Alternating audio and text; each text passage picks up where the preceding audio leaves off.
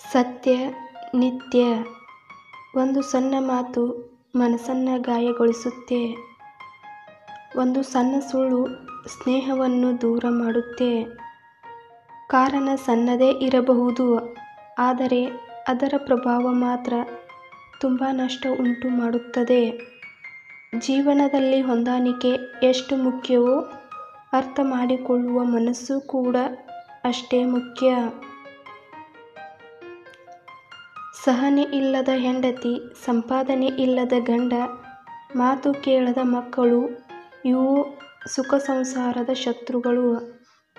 ಮನುಷ್ಯ ತಾನು ಮಾಡುವ ಕೆಲಸಗಳಿಂದ ಶ್ರೇಷ್ಠ ಆಗುತ್ತಾನೆ ಹೊರತು ಹುಟ್ಟಿನಿಂದಲ್ಲ.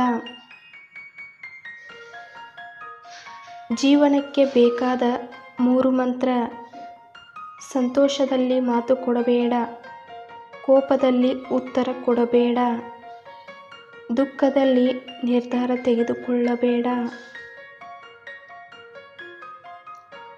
ಒಳ್ಳೆಯ ಕೆಲಸವನ್ನು ಮೀರಿದ ಪೂಜೆ ಇಲ್ಲ, ಮಾನವೀಯತೆಯನ್ನು ಮೀರಿದ ಸಂಪತ್ತು ಇಲ್ಲ. ಮನುಷ್ಯನಿಗೆ ಮರಣ ಇರುತ್ತದೆಯೇ ಹೊರತು ಒಳ್ಳೆಯತನಕ್ಕೆ ಮರಣ ಇರುವುದಿಲ್ಲ. ತನ್ನ ಬಗ್ಗೆ ಬೇರೆಯವರು ಏನು ಬೇಕಾದರೂ ಯೋಚಿಸಲಿ, ನಾನು ಆ ಬಗ್ಗೆ ಸ್ವಲ್ಪವೂ ತಲೆಕೆಡಿಸಿಕೊಳ್ಳುವುದಿಲ್ಲ ಎಂದು ಯಾರು ಅಂದುಕೊಳ್ಳುತ್ತಾರೋ ಅವರೇ ಈ ಜಗತ್ತಿನಲ್ಲಿ ಅಸಾಮಾನ್ಯವಾಗಿದ್ದನ್ನು ಸಾಧಿಸುವರು. ನಿಮ್ಮ ಕುರಿತು ಬೇರೆ ಏನೇ ಯೋಚಿಸಿದರೂ ಅದರ ಬಗ್ಗೆ ತಲೆಕೆಡಿಸಿಕೊಳ್ಳಬಾರದು.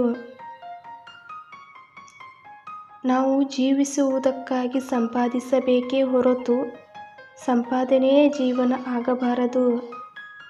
ನೀವು ಮಾಡುವ ಕರ್ಮಗಳ ಮೇಲೆ ನಂಬಿಕೆ ಇಡಿ, ನಿಮ್ಮ ರಾಶಿಗಳ ಮೇಲಲ್ಲ. ರಾಶಿ ರಾಮ ಮತ್ತು ರಾವಣದು ಒಂದೇ ಆಗಿತ್ತು. ಅವರವರ ಕರ್ಮ ಅವರು ಅನುಭವಿಸಿದರು.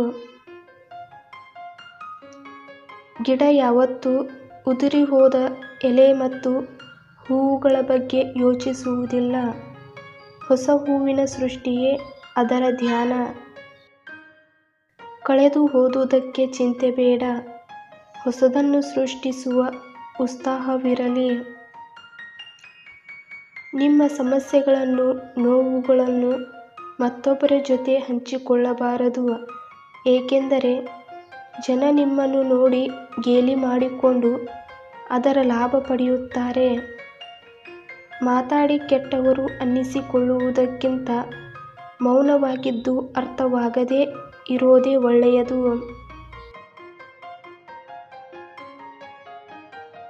ಅತಿ ದೊಡ್ಡ ಗುರುಮಂತ್ರವೆಂದರೆ ನಿಮ್ಮ ಗುಟ್ಟುಗಳನ್ನು ಯಾವುದೇ ಕಾರಣಕ್ಕೂ ಬೇರೆಯವರೊಂದಿಗೆ ಹಂಚಿಕೊಳ್ಳದೇ ಇರುವುದು. ಇಲ್ಲ ಅಂದ್ರೆ ನಿಮ್ಮ ಸಮಾಧಿಯನ್ನು ನೀವೇ ತೋಡಿಕೊಳ್ಳುತ್ತೀರಿ.